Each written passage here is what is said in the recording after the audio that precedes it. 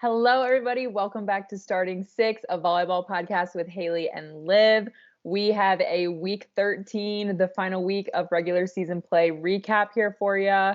We have an exciting game of the week, which if you know us, you probably know what we chose. And then we also have a bonus episode coming out this week on Wednesday. And we have our best friend Taylor coming on to make our brackets for the NCAA tournament since the selection show was on Sunday. So we won't dive too much into it, but Liv, I have to know your thoughts. Like, what were your thoughts on the bracket? Were there any ones that kind of made it that you were a little bit surprised by? I was actually quite surprised that, if you've been paying attention, we've talked about this team for a while and how disappointing they've been to us. So I was super surprised that Minnesota made it and that there were 5 Big Ten teams in the national championship, just because, we haven't talked about Minnesota in weeks, it feels like. Long time. But I was looking back at last year's, and I was, it's sad to see that San Diego, who was the runner-up last year, isn't even in it. Nope. And those are like the 2 big ones that I saw. There were a few that it's their first time in NCAA. Who was it? SMU, I think. And what's the other one? Wofford. Is it Yale's? Yeah. Look. For some reason, I feel like it's Yale's. Where did I see that? I also didn't know that Yale played Omaha in the Ivy League conference. Yeah. Coppin State, GCU, Grand Canyon University, Omaha, and Wofford. I don't know if I'm saying that right. Wofford. I don't know. But those are the top 4 that have never been in the NCAA tournament, and this is their first time. So hopefully they make a run. But yeah, that would be nice to see. I was surprised. I have to say, I was surprised not to see Kansas State in here at all. I feel like they have had some really big wins that should justify them having a spot in the top 64. Yeah. And, because people kind of talk about, okay, so like, who is it? I think a big reason Minnesota got a little bit of a spot is because they took a set from Nebraska. Because those kind of things matter, like significant wins and significant losses. And I feel like Kansas State has had enough significant wins that they probably should have been in here. Yeah. So I was a little bit surprised not to see that. And then I was listening to the selection show, and they had mentioned that UCLA just kind of fell short. They were in the hunt a little bit for a spot and didn't end up getting one. And I was a little surprised by that as well. Obviously it's hard. We can't watch all 64 teams all the time. So there's a lot of teams that we've never got the opportunity to see, but based on the ones we talk about pretty frequently, those 2 I thought were just like a little bit surprising, especially Kansas State. For sure. All right. Well, that'll be a really exciting episode that will be coming out Wednesday. And so we won't go too crazy into that because we got to wait for Miss Taylor. So let's get into our week 13 recap. Again, we have a big game of the week that I'm sure will take up a good chunk of time on this episode. But let's kick it off on November 21st. We've got number 6 Oregon hosting number 24 USC and winning in 4. The scores were pretty close. It was 25-14, 24-26, 25-16, and 25-22. Morgan Lewis for Oregon had 19 kills, hitting almost 500. And I think that's just a testament to Oregon's strength, which is their offense and has always been their offense. They hit a 346 in set 1, a 211 in set 2, a 235 in set 3, and a 355 in set 4. So I just think that putting up those numbers, like at this point in the season, they've been so consistent with being an offensive threat. And I just don't think that USC had the defensive measures and then the offensive measures on their side to kind of take down Oregon. And I think that's going to be a common occurrence in the postseason. Yeah, I mean, USC really only has one big hitter, and Skylar feels she can do as much as she can, but she can't win your match for you. And we've seen it over and over again. She has great matches, but the rest of the team can't pick it up or isn't at the caliber that she is. And so then collectively as a whole, they can't do that much offensively. And then same thing as defense. Yeah, so not surprised by this outcome. I think Southern California taking a set from Oregon is a big testament to the team they've kind of built themselves into towards the end of this season. But I'm not surprised to see it go this way at all. Next up, we had number 7 Louisville taking down number 12 Georgia Tech in 4. These scores were very close. It was 19-25, 26-24, 25-18, 29-27. Miss Anna DeBeer for Louisville had 18 kills, hitting a .359 and 15 digs. For Georgia Tech, Tamara Oteni had 26 kills, a .266 hitting percentage, and 13 digs.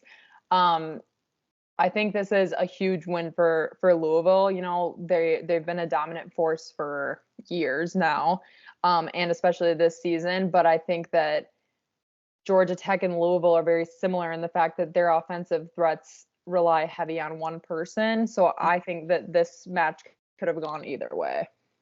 Yeah, and I think it was a good confidence booster for Louisville. They kind of got gypped in the last week's rankings, I feel like, getting bumped down pretty significantly.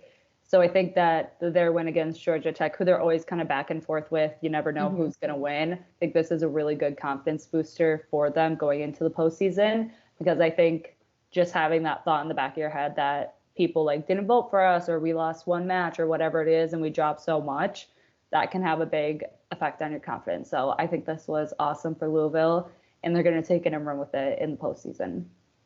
Yeah, I agree. This, not a surprising outcome, but I do think that I wouldn't have been overly shocked if this went one way or the other, because of the similarities in their offense. But something that also has to be taken into consideration is their defense. And I think that Louisville has one of the best liberos in the country. So that, that kind of outweighs being able to rely on one offensive player as well. Yeah. Okay, I also have number 11, Washington State, taking down number 18, Arizona State in 5. The scores for this were 25-18, 17-25, 25-18, 23-25, 15-13. So they really went back and forth for the entirety of the match. I don't want to say too much because I'm going to talk about this when we're filling our brackets out. And you probably already know what I'm going to say. But Arizona State, I almost kind of wish they took this. Yeah. And the reason is I think Washington State has been struggling. And I think Arizona State has a lot to prove. Yeah. So I'm going to be honest, I kind of wish this one would have went the other way. And I've been a champion for Washington State all year. Yeah. I wouldn't have hated to see Arizona State take this one. I think it's, again, a good confidence booster for Washington State. They've been falling down the totem pole. But as far as my bracket, I think it would have given me more confidence in Arizona State if they had taken this. I still don't know what they're going to do, because they be a top 5 ranked team and then they lose to a number 11, which it's still higher than them, but it's not making sense. Per usual, Arizona State doesn't make sense in how they play. So yeah, I was surprised by how close this one was. And it's honestly, as crazy as it sounds, it's not common to see the sets go back and forth in this way, to be honest. Especially when it goes to 5, to have such a ping pong, a perfect, one went to Washington State, one went to Arizona, one went to Washington. And so I think that's just a testament to the grit that both teams played with. And it's tricky. I think Washington State has definitely been struggling and needed this win, but there's just something about Arizona State. Marta Levinska put up 21 kills, hitting almost a 400 for Arizona State. So I think that they're just, everyone has something to prove at this point in the season, and Washington State was able to find enough grit to barely make it out of this one alive. Yeah. The next game that I want to talk about is an upset. Number 25 Baylor took down number 22 Houston in 4. The scores for this game were 25-23, 19-25, 27-25, 25-19. Elise McGee for Baylor had 21 kills, hitting .255 with 15 digs. Kennesaw for Houston had 21 kills, hitting a .326 for 11 digs. This gives me hope that Baylor could be a little bit of a dark horse. Yeah. You know, like I'm kind of liking this. Yeah. I think Elise McGee is such a key component of Baylor's success in the areas they've been able to find it. And, you know, I don't think that Baylor's going to go to win it all, but I think that it would be nice to see them have a little bit of momentum to head into spring season and then the 2024 season, since they are so young. Yeah. Yeah. I think they're going to somehow use their youth to their advantage, and just kind of play balls to the wall. I mean, they have nothing to lose at this point. They've been able to stay in the top 25 all season. And so at this point, I think just staying in that top 25 and making it to the tournament was as good as it was going to get for such a young team. And like you said, I think they just need to use the momentum into looking forward to next year. So doing what they can in the postseason, but then really hitting it hard in spring so then they can come out and be a dominant force next season. Yeah, I agree. I think, you know, to your point of youth, a lot of these teams that are upperclassmen heavy, while they have the mental capacity to handle games at this large of a scale on this, you know, this amount of pressure, I think that what Baylor has that a lot of other teams don't is their health. Because they're so young of a team, they don't have fifth years with knee problems and in shoulder sleeves. And I think that that's something too that, like, as you're kind of grinding away throughout this tournament, being able to have girls who, you know, can play three matches in a row and be all right, is really a testament to that too. So that could be something that they use to their advantage as well. Yeah, I also think just the mentality of an upperclassman heavy team versus a younger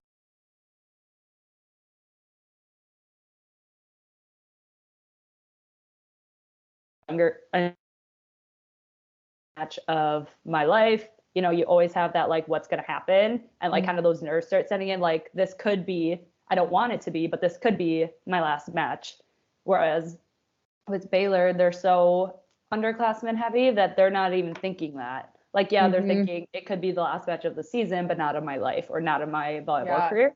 So that mentality is very different. And I think it sets in earlier than people want it to. And it sets in pretty early into matches as well. And you can see it change the momentum so quickly. Like, I remember our last match, like, we probably could have pulled out a win, but we were already defeated. Like, we already knew the outcome because the other team was beating us by 4 or 5 points, whatever it was. But we were already in that mindset of we're done. This is it. Yeah. So hopefully Baylor's age kind of comes into play here a little bit in the best way and not the worst case scenario. But I'm excited to see, you know, what they can kind of pull out, especially Elise McGee. So I'm happy with this win, to be honest. I like it. I think Baylor has just seen so much competition this year. And they've kind of been able to find the fight in them. So, you know, I was happy to see this a little bit of an upset for a 25-22 match. Next, this one was tough. Speaking of upsets, number 9 Arkansas falls to number 10 Kentucky in a sweep. 25-19, 25-14, 26-24. When we talk about Arkansas, we talk about Jillian Gillen, and she had 10 kills and was hitting under 100. Ooh, that has not happened this year. No. You know, holding her to 10 kills is impressive enough, but holding her to under a 100 hitting percentage is insanity and a huge testament to who Kentucky is as a team. And then on the flip side for Kentucky, Brooklyn Deli had 16 kills, hitting 350. You know, I think Kentucky is one of those teams that is such an iconic volleyball franchise to begin with.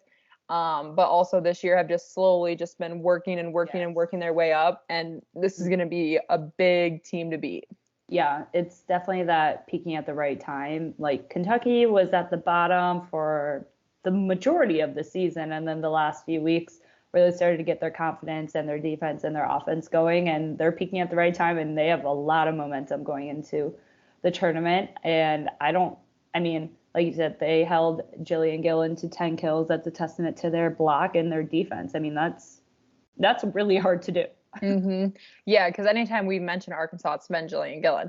And I think that she is a humongous reason why they are where they are this year. So, you know, and that's the thing we've talked about a million times before. And I'm not saying she's Arkansas's only threat, but when you rely so heavily on a hitter who has been performing so well, when that hitter is not performing well, which happens, you are in trouble. And I think that that's something that Arkansas has just gotten used to because Jillian Gillen has not had a game like this yet.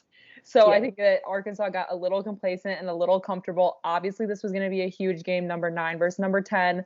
But to see Kentucky pull out a win this easily, I think is just a testament to who they are as a program this year. Yeah, definitely.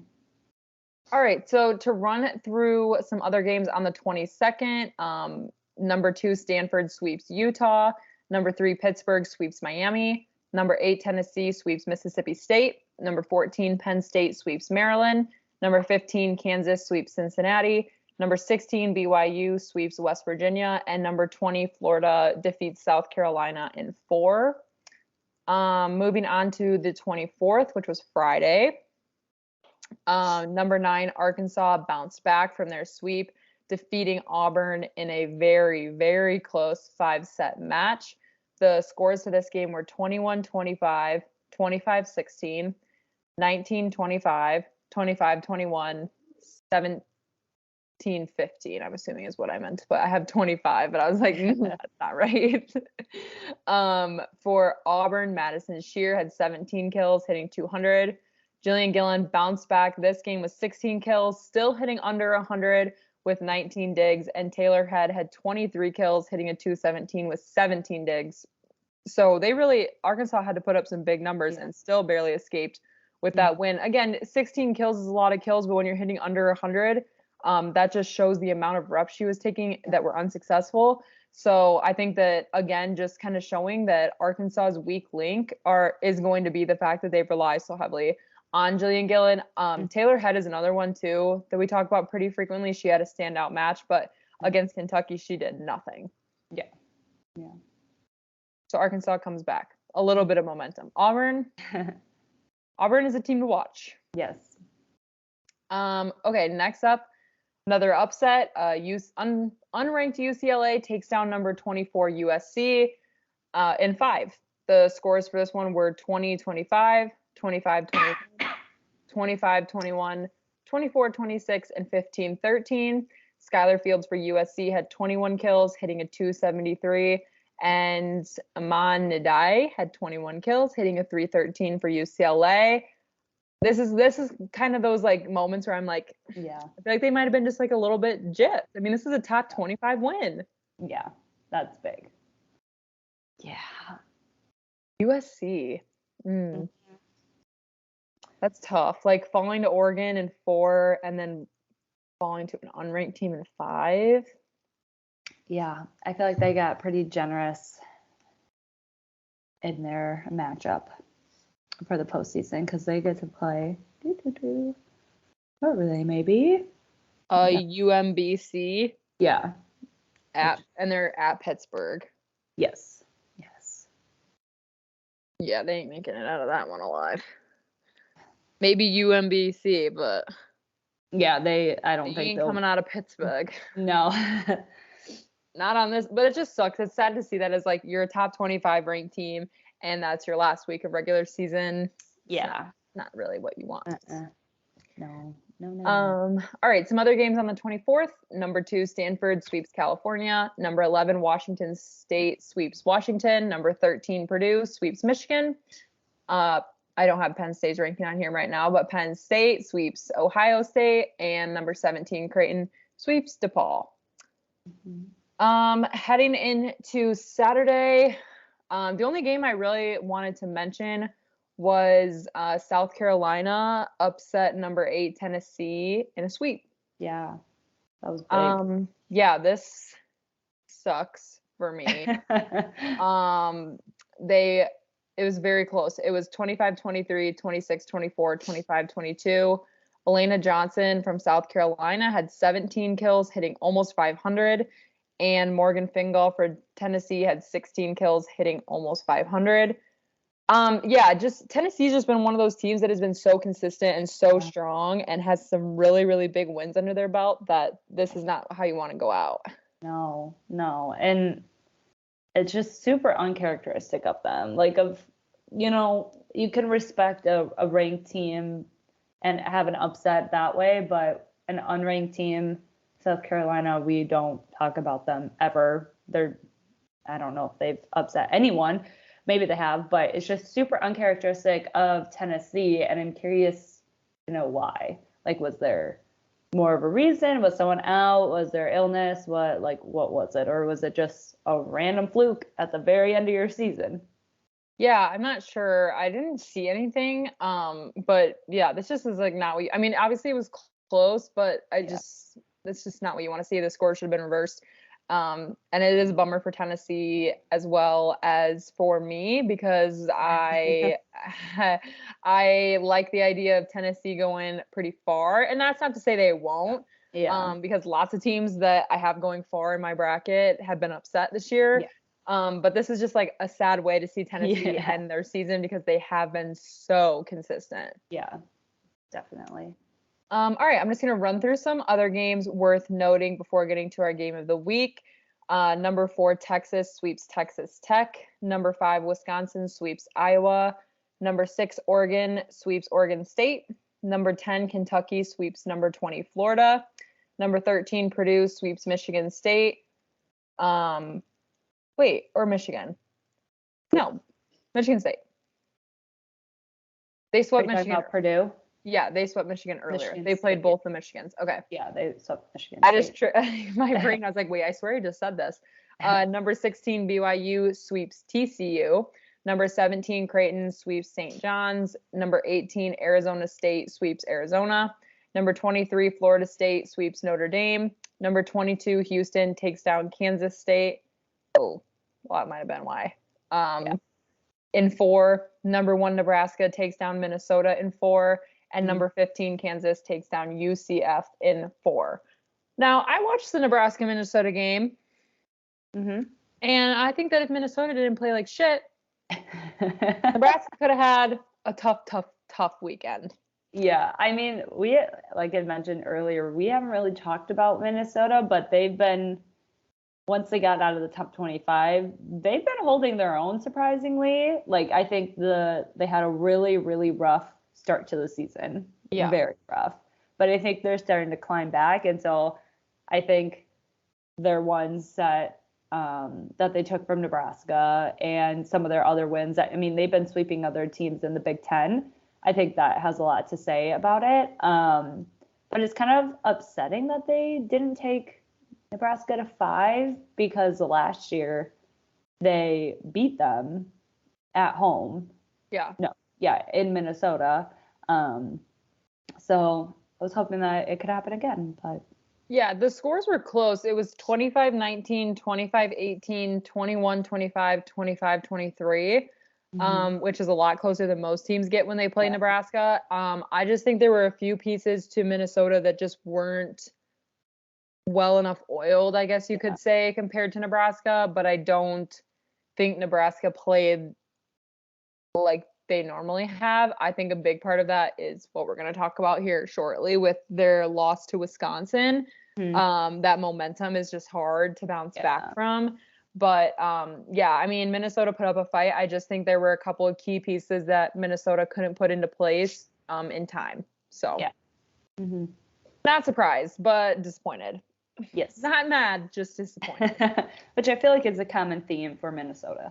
This year, kind of a disappointment. Sorry, Minnesota, no offense. Yeah. But. No, it has. They added, adding Kylie Murray to the rotation. I was just like, this team could be unstoppable. I think they've had some injury. I think Taylor Landfair has been in a funk of whatever, mental or physical, I don't know, but there's just key pieces to their offense that I just think are making them struggle. I thought McKenna Wooker struggled a ton against Nebraska. And so there were just some key people who just aren't pulling their weight. Whether that is mental or physical, I don't know. But it is disappointing at the end of the day. But, you know, Nebraska's going to do what they do best, and that's win. Facts. However, let's get into our game of the week.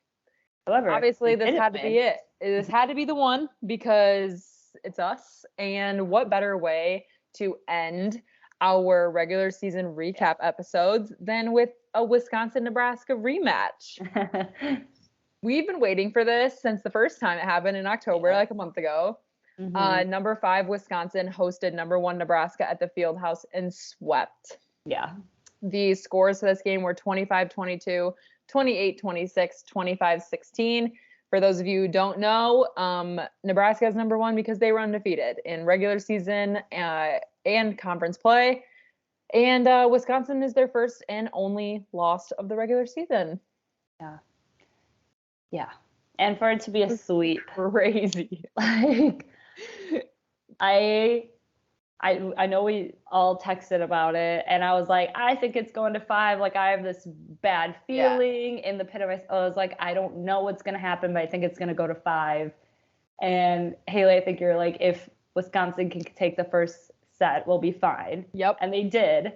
Yep. But they were down bad. What was it, like 7-0? It was a crazy start to the game. Wisconsin looked horrible at the very start. I was literally like, oh shit. Like, I know.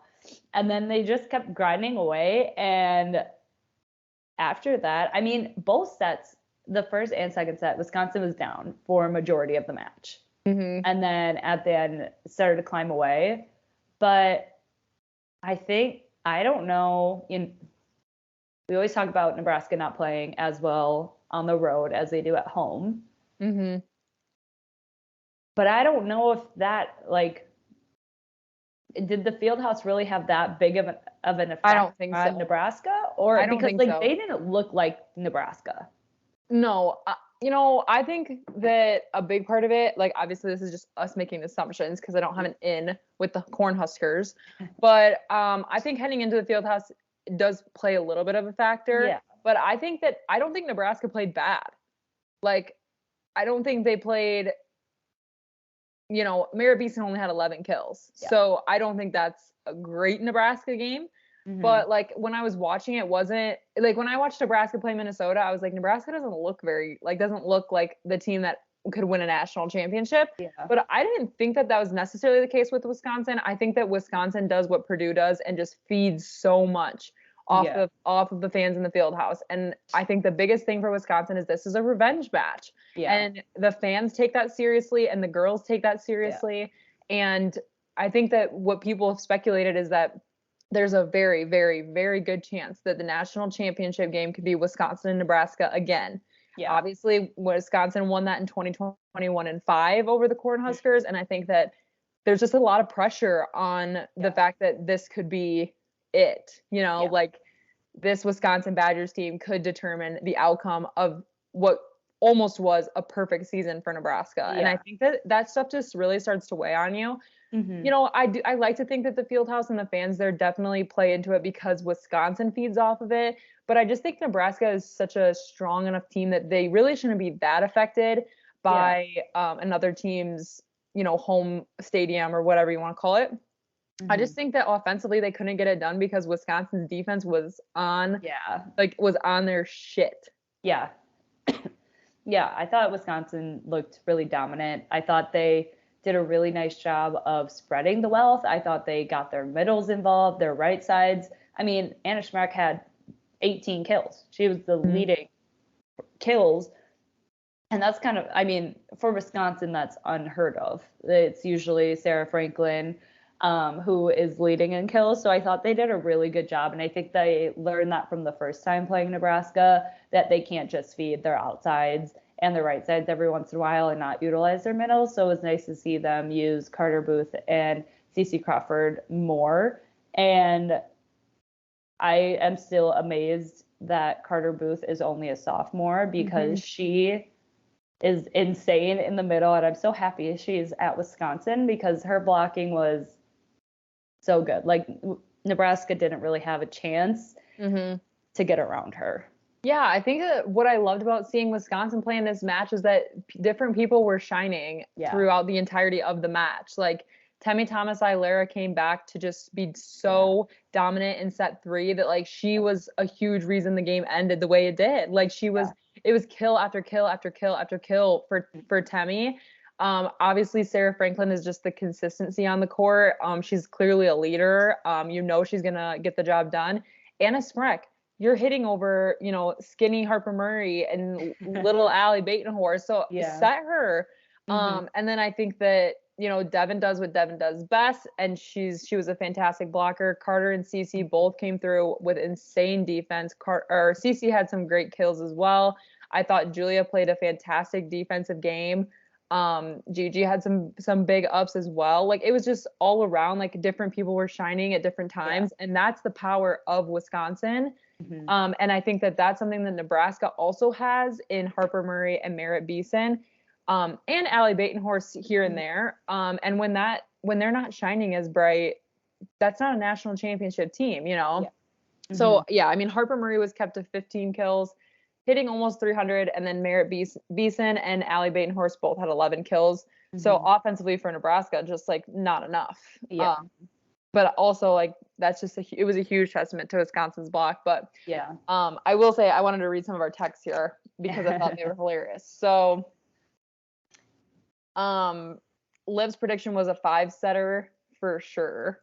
I want Wisconsin to win, and I think they have a good chance at it, but I have this weird feeling Nebraska might sneak it out. I said if Wisconsin takes the first set, I think we're in a good spot. They'll use their momentum from the field house. And then Liv texted at 3:07, misserved, not how I wanted this match to start. My favorite text was from Liv at 4:10 p.m. God, I love volleyball. Yeah, it was great. And then we just kept texting in the third set. It was like the middle of the third set, and we just kept saying, you guys, because we were scared to say, are they going to sweep? We didn't want to put it out there in the universe. I know. And so there's just messages of you guys. And then obviously they swept. I watched the game with my mom, and she just sat in her chair. Like she was shook. She couldn't move. She couldn't believe it. And the Badgers had a really good lead in set 3. So we kind of knew it was coming, but no one was going to say it out loud. And my mom and I just kept kind of like doing one of these and like looking at each other. And yeah, so I was really happy with the outcome of this. And I really am glad that that's what the Badgers are heading into the postseason as, because the way they played is what Wisconsin volleyball is. Yeah, for sure. And a lot was on the line for them if they were going to host or not. So that has a huge effect too. You know, they have their first two rounds of the tournament and they're at the field house. I mean, what better way to start it than that? And then also after beating Nebraska in a sweep. I mean, like that's just no one predicted it. No one imagined, and it happened. I was literally like in a dream. I was like, I like was sitting there with my mom and my sister, and I was just like, what just happened? Like this didn't just happen, you guys. No, I couldn't believe it. I was completely shocked in the best way. They looked great, and it's just exciting to think like there's such a high possibility that that's going to be the national championship game this year. And you know, losing the Badgers going to the Bob Devaney Center and losing in 5, and then the Cornhuskers coming to the field house and losing in 3. Like it really is just kind of like it could be anybody's game. But I wouldn't be surprised if these two teams were in the national championship this year. Yeah. As long as they play the way they have been. Yes. That's the key. One bad match, you're gone. You're done. All right. Well, that is our last week recap of the 2023 regular season. However, this is coming out on Tuesday, and on Wednesday, we will have our episode with Taylor filling out our brackets because play starts Thursday on ESPN Plus.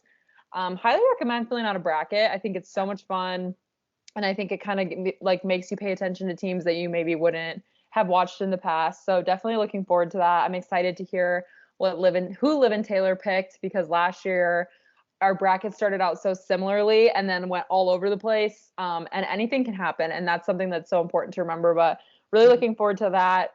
Thank you to everybody who's watched us on a week-to-week basis as we've recapped these big matches. And we're just really excited to see how the postseason goes. So it's time to dance.